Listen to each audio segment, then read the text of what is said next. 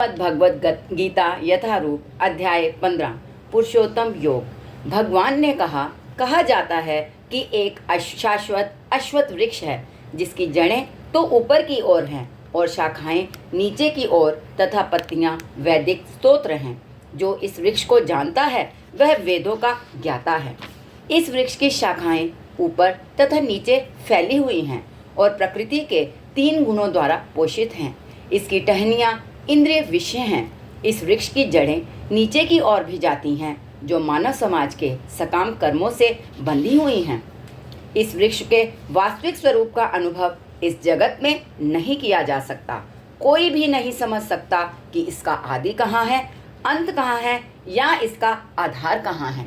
लेकिन मनुष्यों को चाहिए कि इस दृढ़ मूल वाले वृक्ष को विरक्ति के शस्त्र से काट गिराए।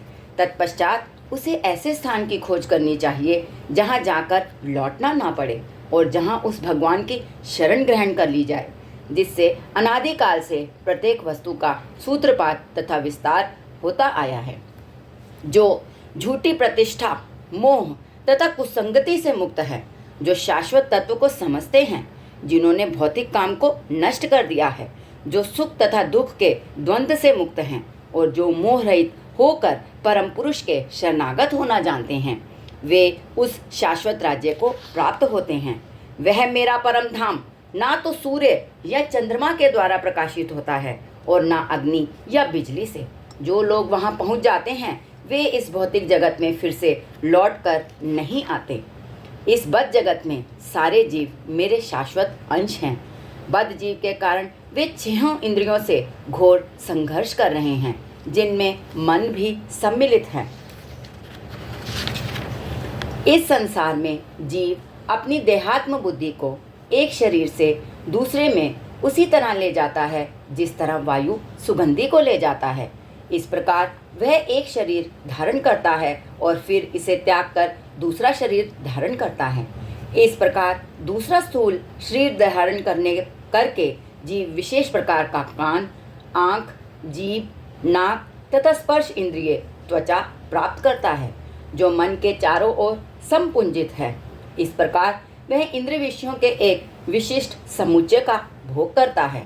मूर्ख ना तो समझ पाते हैं कि जीव किस प्रकार अपना शरीर त्याग सकता है, ना ही वह ये समझ पाते हैं कि प्रकृति के गुणों के अधीन वह किस तरह के शरीर का भोग करता है। लेकिन जिसकी आंखें ज्ञान में प्रशिक्षित होती हैं वह यह सब देख सकता है। आत्म साक्षात्कार को प्राप्त प्रयत्नशील योगी जन यह सब स्पष्ट रूप से देख सकते हैं। लेकिन जिनके मन विकसित नहीं हैं और जो आत्म साक्षात्कार को प्राप्त नहीं हैं, वे प्रयत्न करके भी यह नहीं देख पाते कि क्या हो रहा है। सूर्य का तेज जो सारे विश्व के अंधकार को दूर करता है मुझसे ही निकलता है। चंद्रमा तथा अग्नि के तेज भी मुझसे उत्पन्न हैं। मैं प्रत्येक लोक में प्रवेश करता हूँ और मेरी शक्ति से सारे लोग अपनी कक्षा में स्थित रहते हैं।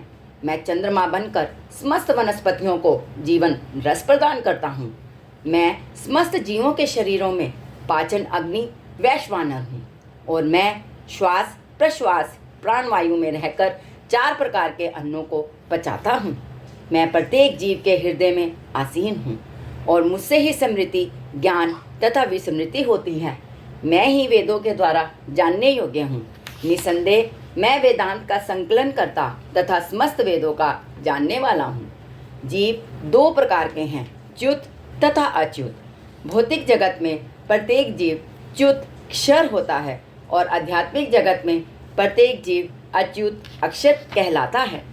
इन दोनों के अतिरिक्त एक परम पुरुष परमात्मा है जो साक्षात अविनाशी भगवान है और जो तीनों लोकों में प्रवेश करके उनका पालन कर रहा है।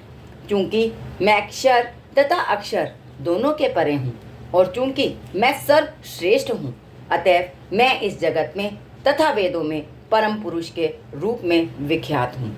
जो कोई भी मुझे संशय रहित होकर पुरुषोत्तम भगवान के रूप में जानता है वह सब कुछ जानने वाला है। अतएव हे भरत पुत्र, वह व्यक्ति मेरी पूर्ण भक्ति में रत होता है।